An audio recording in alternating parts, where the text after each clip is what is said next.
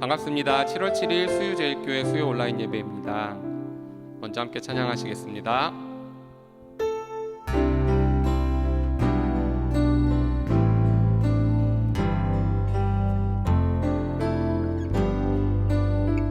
참 아름다워라, 참 아름다워라.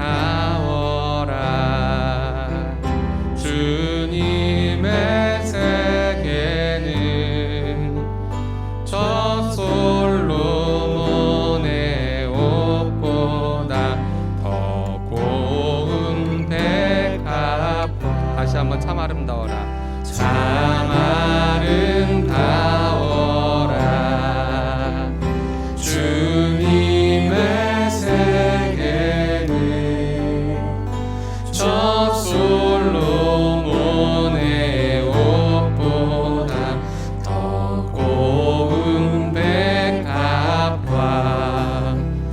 주 찬송하는 듯 저 맑은 새소리 내 아버지의 지으신 그 솜씨 깊도다. 참 아름다워라. 주님의 세계는 저 아침 해와 저녁 놀 밤하늘 빛난 별. 망망한 바다와 늘 푸른 보울이 다 주 하나님 영광을 잘 드러내도다. 참 아름다워라, 참 아름다워라. 주님의 세계는 저 산에 부는 바람과 잔잔한 시냇물. 그 소리 가운데 주 음성 들리니 주 하나님의 큰 뜻을 말듯하도. 주 하나님의 큰 뜻을, 주 하나님의 큰 뜻을 말듯하도다.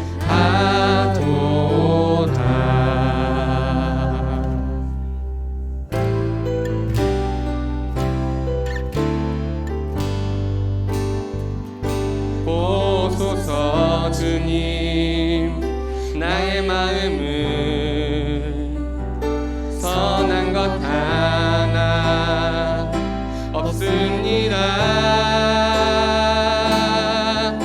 그러나 내 모든 것 주께 드립니다.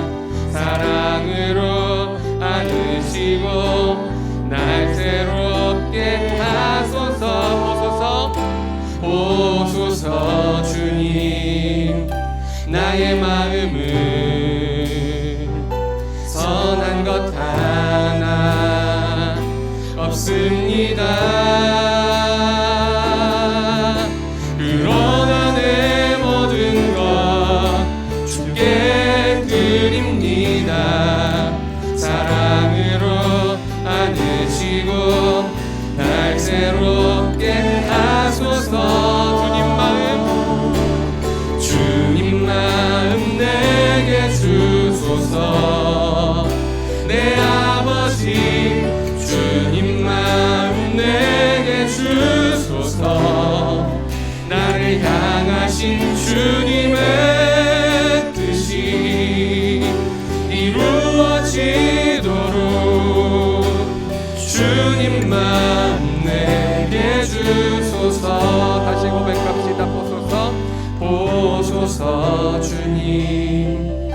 나의 마음은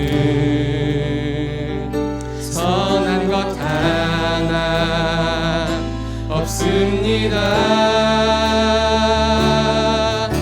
그러나 내 모든 것 주께 드립니다.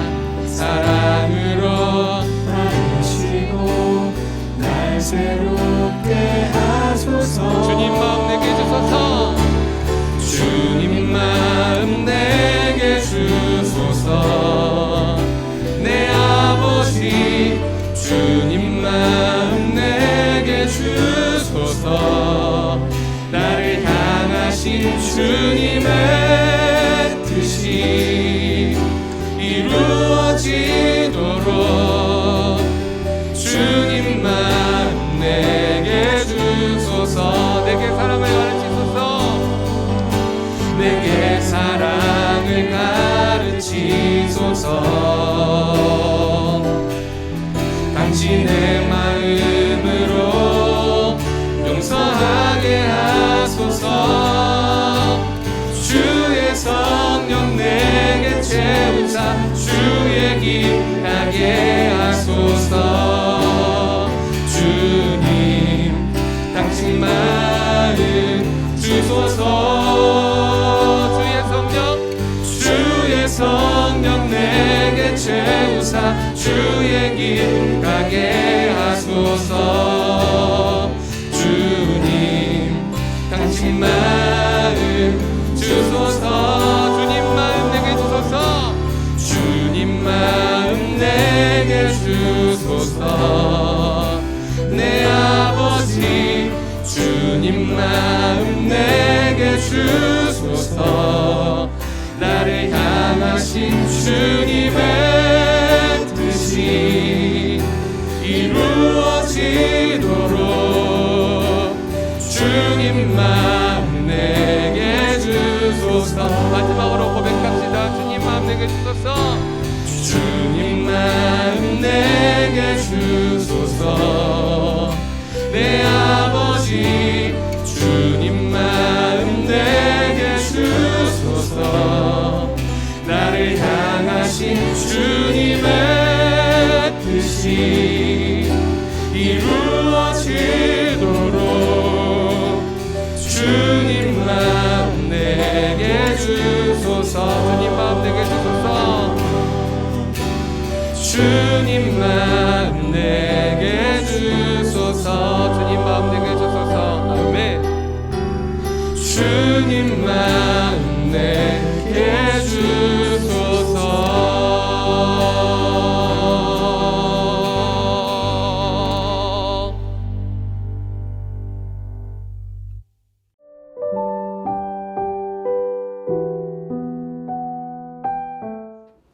사랑이 많으신 하나님 아버지, 수요 예배를 허락하시고 찬양과 예배를 드릴 수 있게 하여 주시니 감사드립니다. 교회와 모든 성도를 위하여 간구와 도구를 드리오니 응답하여 주시옵소서. 죄악과 진노의 자녀였던 우리를 구원하여 주시니 감사드립니다. 하나님의 자녀로 이 세상 사는 동안에도 신령한 은혜를 늘 사모하며 천국 가는 날까지 실족하지 않게 도와주시옵소서. 하나님 아버지, 지금 온 교회가 코로나로 인하여 고통을 받고 있습니다. 속히 예전과 같이 손잡고 마주하며 함께 모여 예배드릴 수 있게 하여 주시옵소서. 아직 남아있는 교회 회복을 온전히 이루어지기를 기도합니다. 주의 말씀에 만일 내게로 돌아와 내 계명을 지켜 행하면 너희 쫓긴 자가 하늘 끝에 있을지라도 그들을 모아 택한 곳에 돌아오게 하리라 하신 말씀을 기억하옵소서. 이 광야에서 벗어나 택하고 예비하신 새 가나안 땅을 속히 보여주시고 들어가게 하여 주시옵소서. 광야에서 연단 후에는 실수를 반복하는 어린아이와 같지 않고 믿음의 장성한 분량에 이르는 귀한 교회가 다 되게 하여 주시옵소서. 하나님이시여, 이 성도들과 교회는 일찍이 큰 권능과 강한 손으로 세상에서 구속하신 주의 자녀이며 주의 교회입니다. 우리의 날들을 다시 새롭게 하사 흠없이 기쁨으로 서게 하옵소서. 이 일을 위하여 세우신 조인서 담임 목사님에게 갑절의 영역을 더하여 주시고 모든 교역자들에게도 지혜와 능력을 주시옵소서. 하나님 아버지, 다음 세대 여름 성경학교와 수련회가 은혜 충만하길 원합니다. 슬기롭게 복음으로 생활하게 하시고 성령으로 뜨거운 이 여름이 되게 하여 주시옵소서. 맡겨진 어린 영혼을 위한 기도 후원의 끈을 늘 기억하게 하시옵소서. 썸머 바이블 컬리지를 통하여 주의 길을 더욱 든든히 걷게 하옵소서. 하나님 아버지, 지금 이 시간 드리는 많은 기도 제목들이 있습니다. 어려워진 환경과 원치 않은 질병으로 고통받고 있는 성도들에게 은혜로 위로하여 주시고 일으켜 세워 주시옵소서. 에바다, 닫힌 곳이 열리고 막힌 곳이 뚫리게 하여 주시며 불쌍히 여기시고 아픔과 소원들을 주님 피 묻은 손으로 어루만져 주시옵소서. 주시는 처방전 그대로 믿고 믿음으로 나음을 얻는 귀한 성도가 다 되길 원합니다.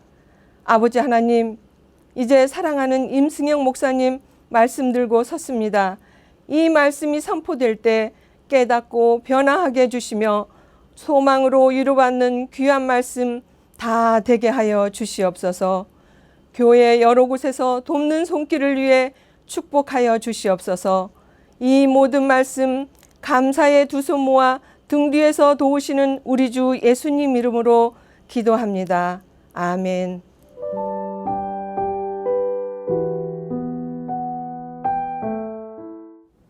하나님께서 오늘 우리에게 주신 말씀은 사사기 14장 19절부터 20절까지의 말씀입니다. 여호와의 영이 삼손에게 갑자기 임하심에 삼손이 아스글론에 내려가서 그곳 사람 30명을 쳐 죽이고 노략하여 수수께끼 푼 자들에게 옷을 주고 심히 노하여 그의 아버지의 집으로 올라갔고 삼손의 아내는 삼손의 친구였던 그의 친구에게 준 바 되었더라. 아멘.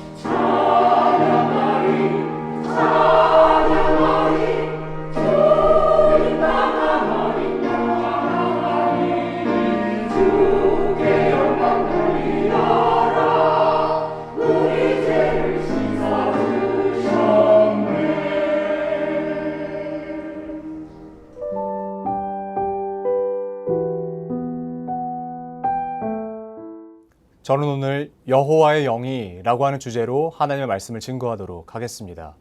우리는 지금 계속해서 수요 예배에 사사기를 함께 살펴보고 있습니다. 그 중에 가장 많은 장에 할애되고 있는 사사인 삼손에 대한 이야기를 지난 시간부터 함께 살펴보고 있죠. 삼손은 임신하지 못하는 마노아와 그의 아내가 하나님께 기도해서 얻은 아들입니다.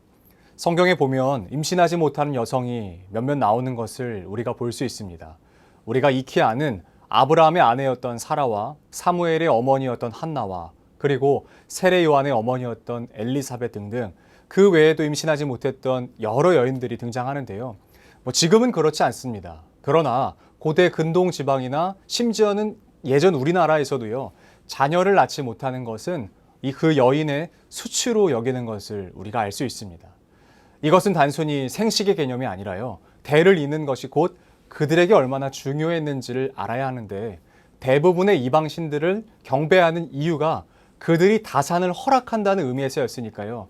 이 점을 미루어 본다면 오늘 기록된 삼손의 부모가 겪었을 모욕은 사실상 상상 그 이상이라는 것을 우리가 알 수 있을 것입니다.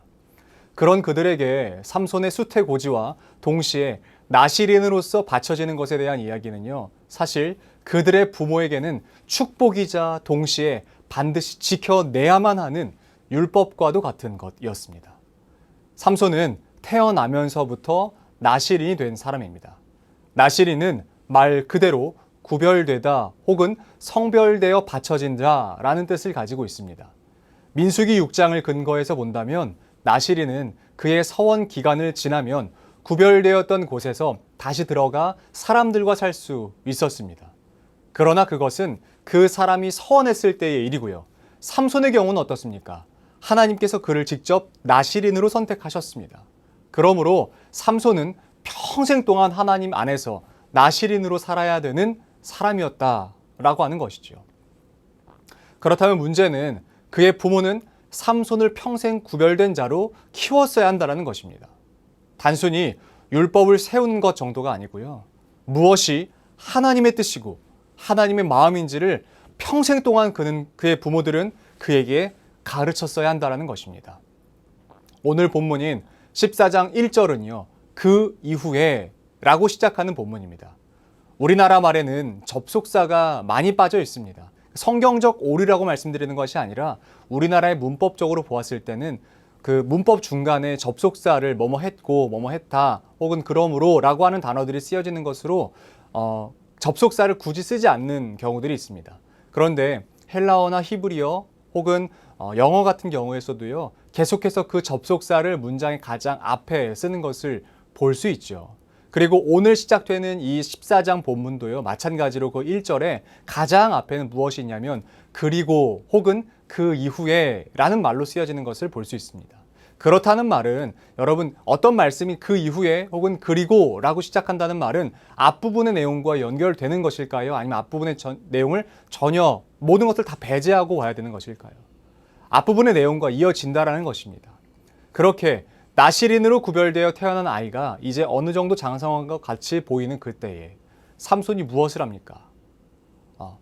사람들이 진치고 있었던 블레셋 지역 안에 들어가서 사는 것을 함께 볼 수가 있습니다. 14장 1절이 그 이후에로 시작된다는 것은 13장의 내용과 연결선상에서 보아야 된다는 것이에요. 13장의 마지막은 무엇이었죠? 그 아이가 장성한다라고 하는 것이죠. 태어났다라고 하는 것이죠. 그것을 통해서 우리가 볼 수 있는 것은 13장에서의 나시린이었던 삼손은 동일하게 14장에서에도 나시린으로 살아가야 됐다라고 하는 것입니다. 삼손이요, 블레셋 사람들이 진치고 있었던 그 지역에 들어갔다가요, 나중에 이제 다시 돌아옵니다. 근데 돌아올 때는 삼손은 충격적인 소식을 가지고 와서 그의 부모들에게 전하는 것을 볼 수 있죠. 블레셋 사람의 딸들 중에서 한 여자를 아내로 삼겠다고 이야기해요. 그런데 더 충격적인 것은 그 결혼하기로 결정한 그 이유라는 것입니다. 삼손이 그곳에 내려갔습니다. 그리고 한 여자를 보았습니다. 여기서 보다라는 말은 히브리어로 라아라는 말입니다. 이것은 그를 심중에 두고 고민 끝에 마음이 생긴 것이 아니라요, 그저 외모를 보았다는 뜻이기 때문에 충격적이라고 말씀드릴 수 있습니다. 삼손이 그 여인을 선택한 근거는 다른 거 어떤 것도 아니에요. 그 여자의 가문이 어떻든 무엇이 어떻든 다른 것 살피지 않았습니다. 믿음이 어떤지, 누구를 섬기는지, 과연 형제는 어떻게 되어 있는지 이런 것 전혀 다 차치하고요, 하나만 보습니다. 그 하나가 무엇이냐면 외모라는 것이에요. 여기서 참 의문이 드는 한 가지가 있습니다. 13장 말미에 그는 분명 하나님의 영이 그를 움직이셨다라는 말로 끝나는 것을 볼 수 있어요. 그리고 14장 1절은 그 이후에 라는 말로 시작된다고요. 그러면 분명 하나님께서는 지금도 여전히 삼손을 통해서 일하고 계신다는 것을 알 수 있는데 그가 어떻게 이런 결정을 내릴 수 있었을까라는 것이에요. 과연 나실인으로서 구별받고 나실인으로서 살았던 그 삼손이 어떻게 하나님의 영의 인도하심, 하나님의 영이 움직이셨다라고 말씀하는 그 사람이 이런 결정을 내릴 수 있었을까라는 것입니다. 삼손은 하나님의 계획을 알았을까요? 분명 삼손의 부모가 삼손에게 그가 어떻게 태어났는지, 그리고 어떤 의미로 그의 머리에 삭도를 대지 않고 나실인이 되었는지를 수도 없이 설명했을 것입니다. 그러면서 자연스럽게 그는 나실인으로서 하나님께서 세우시는 그 뜻을 알았을 거예요. 13장 5절 말씀에 이런 말씀이 기록되어 있습니다. 그가 블레셋 사람의 손에서 이스라엘을 구원하기 시작하리라. 블레셋 사람의 손에서 구원하는 통로로 사용하실 것이라는 것을 알았습니다. 분명 하나님은요, 삼손을 통해서 일하실 것입니다. 그러나 삼손이 지금 행동하는 이 행동이 하나님의 뜻이 아니었음을, 그러니까 하나님의 뜻이었음을 의미하지는 않습니다. 이것이 전체 100% 하나님의 뜻이었음을 의미하지는 않는다는 것이에요. 하나님께서 삼손을 통해서 일하실 것이지만 지금 삼손이 행하는 그 일이 하나님의 뜻으로 말미암아 하는 것이라는 것을 우리가 볼 수 없다라는 것입니다. 순전히 삼손의 그 마음이라는 것이에요. 우리는 종종 이런 얘기를 합니다. 뭐로 가도 서울만 가면 된다. 수단과 방법을 가리지 않고 우리가 의도한 바만 이루면 된다라고 이야기합니다. 과연 우리 하나님이 이런 것을 원하시는 하나님이실까 살펴봐야 된다는 것입니다. 앞뒤 재지 않고 그냥 하나님은 하나님의 뜻만을 이뤄내시는 분이십니까? 하나님은 하나님의 시간 안에서 하나님의 때에 따라서 하나님의 그 방법대로 일하시는 분이라는 것이에요. 우발적으로 생겨나는 어떤 마음으로 하시는 분이 아니라 철저한 계획과 하나님의 뜻 안에서 더 이상 완벽하실 수 없는 그 하나님께서 때를 기다리세요. 아직 때가 되지 않았다고 말씀하시면서 하나님조차도 때를 기다리세요. 그런데 우리는 굉장히 하나님 앞에서 무례하게 행동하는 것을 봅니다. 우리 하나님은 어떤 하나님인 줄 아세요? 심판하시기로 결정하셨음에도 불구하고 아직 그 심판의 때가 차지 않아서 기다리시는 분이십니다. 우리의 생각으로 본다면 심판받아 마땅한 그 땅은 저주해야 되고 심판을 내려야 되는 것이 마땅한데 아직 하나님은 그 심판의 때가 차지 않았다고 기다리세요. 일예로 여러분 노아의 홍수라고 하는 그 사건을 잘 아시죠? 노아의 홍수가 일어나기 전까지 하나님께서는 얼마나 참으셨는 줄 아십니까? 1년, 2년, 5년? 아니요. 무려 600년 이상을 참으십니다. 600년이 넘는 시간 동안 하나님은 참으세요. 참으시면서 이렇게 말씀하시는 거예요. 돌아오라. 지금이라도 돌아오면 산다는 거예요. 노아로 하여금 방주를 짓게 하시면서 하나님은 그때를 기다리시는 것이에요. 지금이라도 돌아오면 하나님은 그 뜻을 돌이키겠다라고 말씀하시는 분이세요. 그뿐입니까? 수많은 선지자들을 보내서 남유다와 북이스라엘에게 말씀하시죠. 지금이라도 돌아오라는 거예요. 지금이라도 돌아오면 너가 지금까지 지었던 죄를 용서하겠다라는 것이에요. 우리 하나님이 이런 하나님이세요. 하나님이 이런 하나님이신데 우리는 어떻게 생각하는 줄 아십니까? 뭐로 가도 서울만 가면 돼. 어떻게든 내가 하고 싶은 대로 그 의지만 이루면 돼. 이게 하나님의 뜻일 거니까 이거 그냥 내가 하면 돼 라고 생각합니다. 그런데 하나님은 그렇게 하지 않으세요. 그렇게 무례하게 일하지 않으세요. 삼손이 결혼하려는 그 의도 안에는 분명히 틈을 타서 그 블레셋을 치려고 하는 마음이 있었을 것입니다. 그러나 이런 방식은 아니라는 것입니다. 하나님은 무례하지 않으신데 우리는 참 어떤 일을 함에 있어서 무례한 태도를 보일 때가 있는 것을 발견합니다. 지금 삼손이 딱 그런 상황입니다. 하나님께서는 블레셋을 심판한 도구로 삼손을 사용하실 것입니다. 그 계획이 있으셨다고 해도 삼손은 지금 그 자리에서 하나님의 방법과 때를 구했어야 된다는 것이에요. 자기의 생각과 자기의 마음에 드는 그냥 보암직한 그 여인을 아내로 맞이해서 틈을 타서 블레셋을 치겠다라고 하는 그의 의지와 그의 마음이 아니라 오히려 그는 그 마음을 비워 하나님께 하나님 당신의 때가 언제입니까? 당신이 일하시는 그 때가 언제입니까? 라고 구했어야 된다는 것이에요.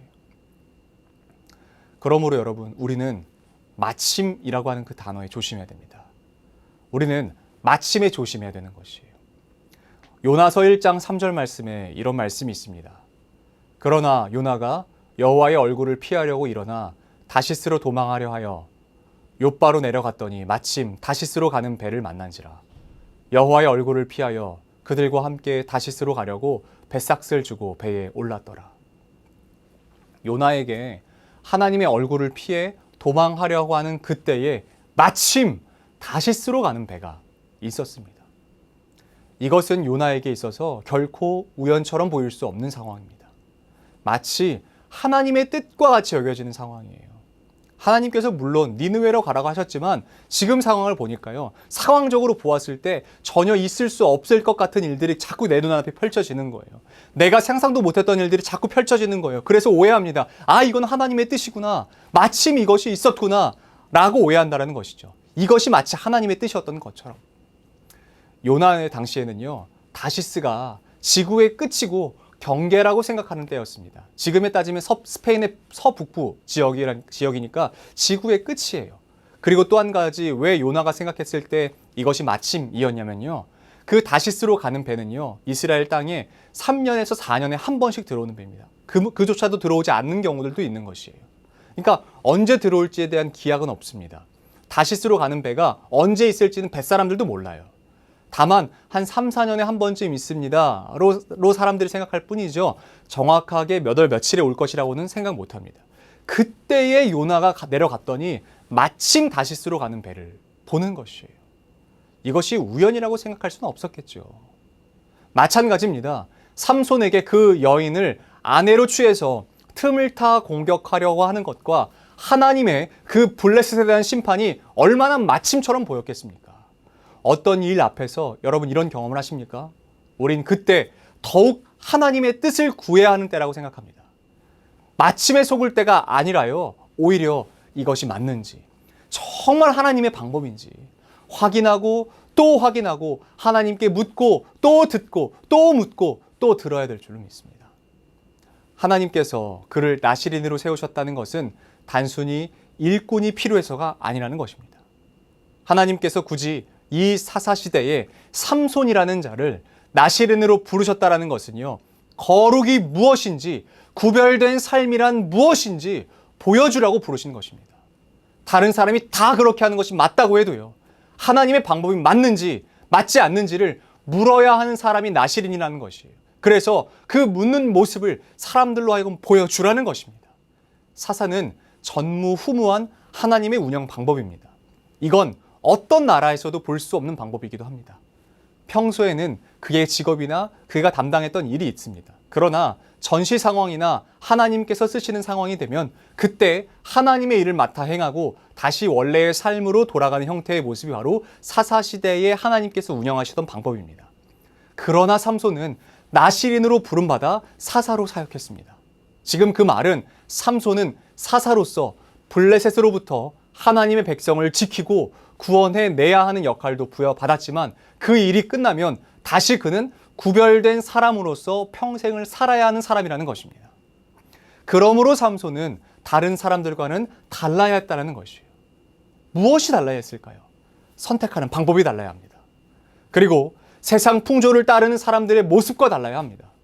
지금 삼손이 본문 3절에서 하는 말은요, 사사시대에 타락해버린 이스라엘 백성들이 하는 말이었습니다. 하나님께서 금기시 여겼던 그 통혼을 자신의 정욕이 더 앞서서 모든 명령을 어기는 것은 하나님을 모르는 사람들이 하는 방법이었어요. 그런 말을 지금 사사이자 나시린인 삼손이 하고 있는 것입니다. 그러므로 여러분, 뭐로 가도 서울만 가면 된다는 말, 그리스도인들에게는 적용하면 안 되는 말입니다. 아무리 블레셋에 대한 하나님의 뜻이 나의 틈을 타서 처치하려고 하는 뜻과 부합한다라고 해도요, 내가 먼저 그 발을 떼면 안 되는 것이에요. 내 스스로 내 발을 떼면 되는 것이 아니라는 것입니다. 그렇게 구별되게 살아가는 사람이 나시린입니다. 그렇게 살아가는 것이 거룩한 사람이 보여야 하는 삶의 태도라는 것입니다. 굉장히 비극적인 것은 그의 부모가 그와 함께 소래골짜기 옆인 딥나에 내려갔다는 것입니다. 나시린으로서 살아가야 하는 그에게 그의 부모들은 못 이겨 허용해 줬다는 뜻이 되겠죠. 자식 이기는 부모가 없다는 말이 이 핑계가 통용되는 상황일까요? 전혀 그렇지 않습니다. 그들은요, 어떻게 해서든 삼손을 막아섰어야 합니다. 그러나 지금 그들은 삼손과 함께 내려갑니다. 그 일이 있는 중에 벌어진 사건이 바로 5절에서부터의 내용입니다. 젊은 사자를 만납니다. 어린 사자가 아니라 젊은 사자입니다. 그러나 중요한 것은 젊은 사자 앞에 섰을 때 여호와의 영이 그에게 임해 마치 염소 새끼를 죽이는 것처럼 맨손으로 사자를 이겼다는 것이에요. 이 사건은 삼손이 사자를 이긴 것이 중요한 것이 아닙니다. 중요한 것은 삼손에게 여호와의 영이 임했다라는 것이에요. 삼손이 원래부터 힘이 강해서 이긴 것이 아니에요. 여호와의 영이 임했기 때문에 이긴 것입니다. 사자를 죽인 사건 그 자체가 중요한 것이 아니라요. 여호와의 영이 지금 삼손에게 임했다라는 사실이 중요한 것입니다. 그리고 이 사건은 유대인의 글 쓰는 방식에서 볼 수 있듯이 19절, 20절과 연결되는 내용입니다. 여호와의 영이 임하여 첫 번째 젊은 사자를 이깁니다. 그리고 여호와의 영이 임하여 아스글론에서 블레셋 사람 30명을 이깁니다. 아스글론은 블레셋의 5개의 대표 도시 중에서요, 무역과 상업이 성행했던 도시입니다. 그렇다는 것은 그곳을 지키는 사람의 숫자가 많았다는 뜻이고 군사도 많았다는 말입니다. 우리는 가끔 무협 영화나 혹은 히어로 영화에서 1대 50, 1대 100 이런 것들을 하도 봐가지고 1대 30이 얼마나 대단한 것인지 큰 수치인지 잘 와닿지가 않는 것 같습니다. 여러분, 이것은 싸움이 가능한 부분, 가능한 수치가 아닙니다. 드라마에서 보면 5명도 이기고 10명도 이기고 20명도 이기고 하니까 30명 정도야 삼손이 이길 수도 있겠지. 그게 아니라고요. 한 사람의 힘으로 결코 이길 수 있는 상황이 아닙니다. 여러분, 그러므로 이것은 단순히 30을 쳐 죽였다라는 말 자체가 중요한 것이 아니고요. 하나님께서 삼손의 손을 통해서 그 블레셋을 심판하신다라는 의미로 우리가 발견할 수 있을 것입니다. 분명 삼손은 지금 계속해서 나실인으로서 실패했습니다. 그러나 하나님께서는 하나님의 일을 행하시는 것을 볼 수 있어요. 하나님의 언약을 성취하시기 위해서 일하시는 것입니다. 그래서 하나님은 하나님의 영을 부으사 삼손을 통해서 일하시는 것을 볼 수 있습니다. 그러면 우리가 이런 생각을 할 수 있죠. 하나님께서는 어차피 당신의 방법으로 일하실 거면서 삼손은 왜 불렀어? 라는 의문을 가지실 수 있을 것입니다. 아니, 그러면 어차피 하나님은 하나님의 뜻대로 하실 거면서 우리는 왜 부르신 거야? 라고 우리가 그렇게 생각할 수 있다는 것입니다. 이런 질문 앞에서 우리는 어떻게 반응해야 될까요? 어차피 블레셋을 심판하실 요량이었으면 삼손을 부르지 마시고 하나님께서 직접 전염병이든 아니면 기상악화든 재앙을 내리시든 벌하시면 될 텐데 왜 삼손을 부르셨는가? 라고 말하는 것이죠. 우리도 이 질문을 갖고 있습니다. 그 질문에 다시 한번 말씀드리지만요, 하나님은 결코 무례하시지 않다고요. 만약에 하나님께서 그렇게 행하셨다면 여러분, 그것은 폭력과도 같은 일이에요. 하나님은 아마도 나실인을 통해서 그 시대에 하나님이 어떤 분이신지를 보여주시기를 원하지 않으셨을까요? 더 정확하게는 하나님께 선택받고 채워진 사람이 살아가는 모습, 그 모습이 어떠한 삶인지 하나님은 삼손을 통해서 보여주고 싶은 마음이 아니셨을까요? 지금 이 시대에 잃어버린 양을 한 번에 어떤 명령으로 찾지 않으세요. 긍휼을 입은 그리스도인인 우리를 통해서 하나님의 사역을 하시는 이유가 바로 여기에 있습니다. 우리의 삶을 통해서 예수가 누구이신지, 하나님을 믿는 사람들의 삶은 어떤 것인지 우리의 삶을 통해서 보여주고 싶으신 것 같아요. 사랑하는 수유제일교회 성도님들, 우리 이런 삶에 도전하시면 어떨까요? 하나님의 영이 우리의 삶에 지금도 함께하고 계십니다. 그러므로 우리는 그 성령의 임재를 경험하는 사람답게 이 시대에 하나님을 잃어버린 자들에게 하나님을 보여주는 삶을 살아가면 어떨까요? 하나님보다 앞서가지 않고 계속해서 하나님의 뜻을 구하며 분별력 있게 살아가는 그 삶에 도전하시는 저와 여러분들이 되면 어떨까요? 그래, 그건 하나님의 뜻이니까 내 마음대로 하는 것이 아니라 하나님의 뜻과 내 뜻이 부합한다고 할지라도 계속해서 무릎 꿇고 하나님 앞에 겸손하게 무릎 꿇고 기도하는 것이에요. 그래서 만약에 하나님께서 멈추라고 하시면 내 발을 부러뜨려서라도 멈추는 거예요. 거기까지 하라고 말씀하시면 내 발을 무릎 꿇려서라도 멈추는 거예요. 반대로 나는 전혀 가고 싶지 않다라고 할지라도 하나님께서 저기로 가야 돼. 저기에 내 잃어버린 백성이 있어.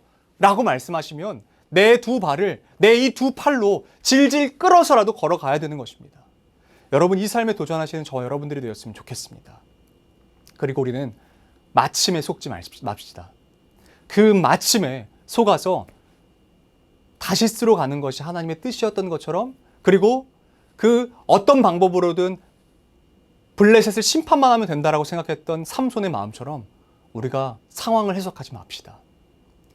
거룩이 무엇인지, 구별된 사람의 삶이 무엇인지 우리가 우리의 삶을 걸고 보여줍시다. 여호와의 영이 임하는 삶을 살아갑시다. 그런 수유제일교회 성도님들 되시기를, 그런 우리의 모습이 되기를 우리 주 예수 그리스도의 이름으로 온 힘을 다해서 전심으로 축복합니다. 기도하겠습니다. 살아계신 하나님, 삼손을 통해서 블레셋을 심판하시려고 하셨던 하나님의 그 뜻이 있으셨던 것을 우리가 말씀을 통해서 봅니다. 물론 삼손도 하나님의 그 뜻을 알고 자신의 뜻과 부합했다라는 이유로 그 여인을 아내로 맞이하고 틈을 타 블레셋을 심판하려고 했겠지요. 그런데 하나님, 우리는 끝까지 겸손한 삶 살아가고 싶습니다. 내가 먼저 그 발을 떼지 않게 하시고 하나님의 명령과 하나님의 말씀이 있기 전에 내가 먼저 움직이지 않게 하여 주시옵소서.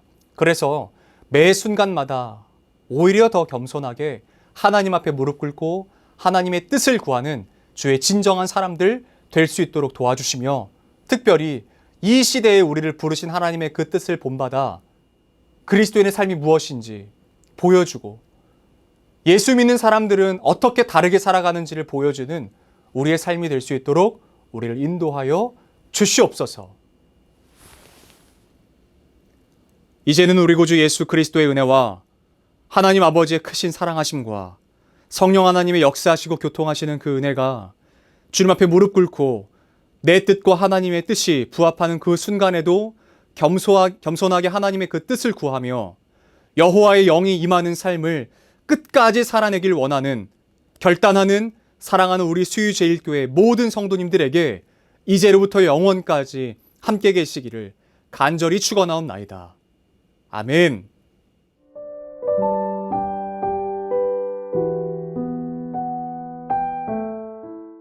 우리 이 시간 함께 기도하겠습니다. 먼저는 우리 말씀을 기억하면서 함께 기도합시다.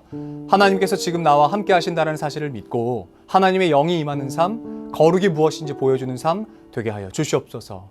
우리가 형식적으로 회개하는 것이 아니라 말씀처럼 옷이 아니라 마음을 찢고 하나님께 돌이킬 수 있는 믿음을 허락하여 주시옵소서. 그리고 또 한 가지, 이어서 나라를 위해서 기도합시다.